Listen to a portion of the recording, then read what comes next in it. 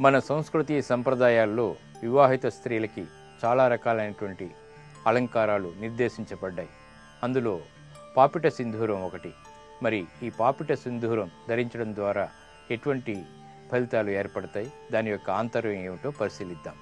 ఆర్షధర్మాన్ని అనుసరించేటువంటి సంప్రదాయంలో వివాహితకు కొన్ని ప్రత్యేక అలంకారాలుంటాయి. నుదుటిన సింధూరం, మెడలో మాంగల్యం, నల్లపూసలు, చేతులకు గాజులు, కాలికి మెట్టెలతో వివాహితలు అలంకృతమై ఉంటారు. వివాహిత స్త్రీలు తమ పాపిట సింధూరాన్ని ధరించడం కొన్ని ప్రాంతాల్లో అమల్లో ఉన్నటువంటి ఆచారం.